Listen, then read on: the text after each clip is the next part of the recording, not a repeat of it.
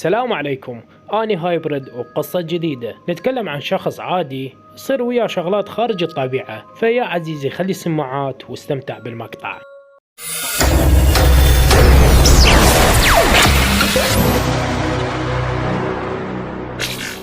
أنا اسمي أحمد، عمري 21 سنة. أعشق الكتابة وقصص الجن والسحر.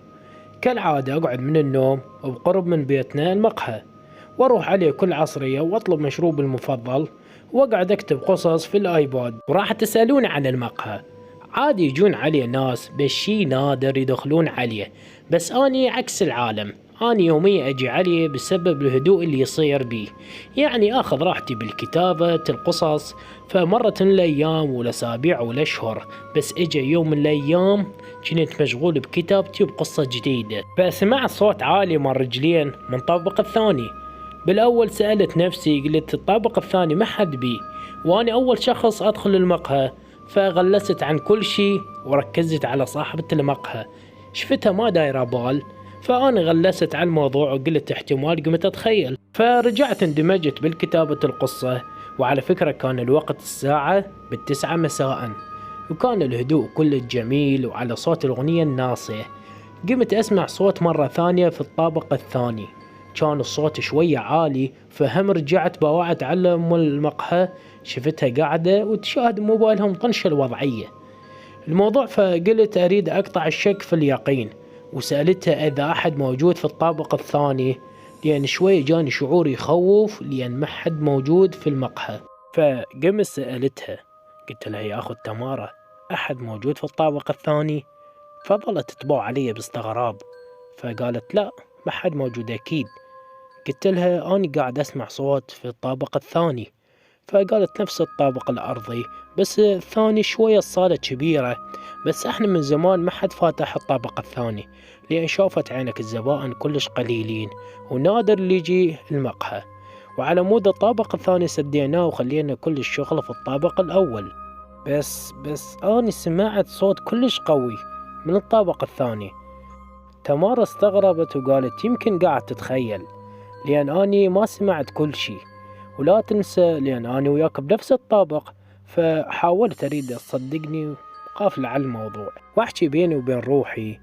سمعت صوت أول مرة عادي، مرة ثانية لا، هنا شكيت بشي عجيب وما صدقتني. ورجعت مكاني على الميز وكان بصفي درج، وهنا كانت الصدمة. كأني أتخيل قزم ورجليه كبار يصعد على الطابق الثاني، وهنا حسيت تجمد الدم بعروقي. قمت أمتمت وحسيت بنفس الوقت قلبي يريد يوقف. بس تمارا شوفني مرتعب، وأشوف الدرج بنظرات مرعبة بجنب تمارا. وقامت تمارا تفور راسها على الدرج بس بكل خوف، وهي مستغربة من تعابير وجهي. واني قمت أمتمت، ترى شفت القزم صعد الدرج بصفك. بس مع كل الأسف تمارا قامت تضحك وما صدقتني. بس أنا ظلت أعلف لها وأبد ما صدقتني.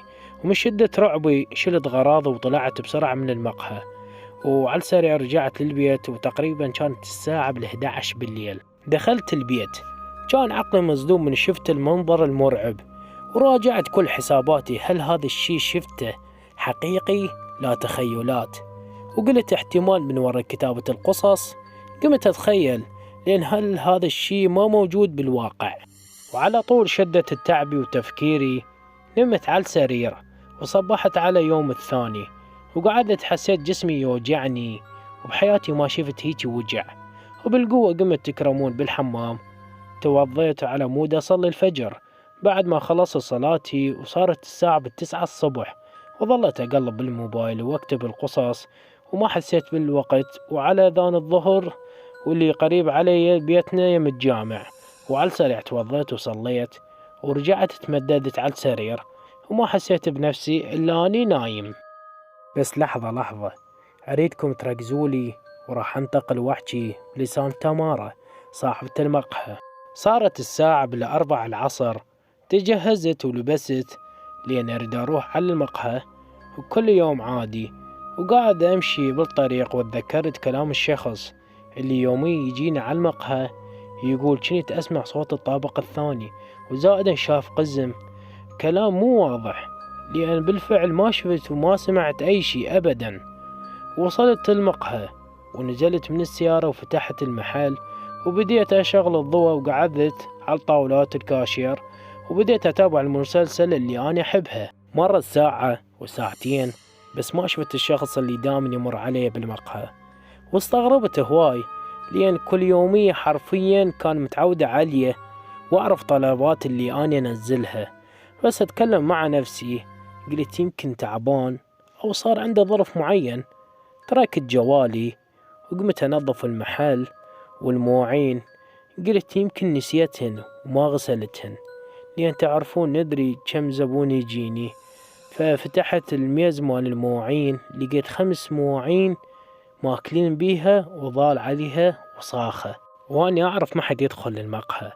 بس هذاك الزبون كان يطلب بس القهوة والمي وما ياخذ اي شي ويا الطلب، وانا ابد ما اخلي المحل وسخ الا يوميا انظف الصحون والقلاصات، شي طبيعي الامر. بس المو طبيعي باعت على جهازي كانت الساعة 8:30 مساء. كنت افكر بالموضوع ودخل علي زبون وقطع حبل تفكيري.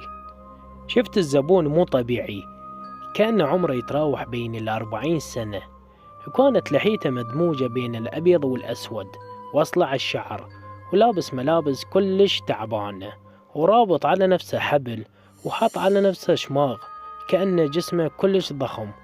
قرب علي وقال لي وين أقرب فندق هنا، ودليته على فندق قريب على المقهى، ونظرت على عيونه شفته حمرة كأنه ما نايم، وراح. بس مشيته غريبة ومرعبة.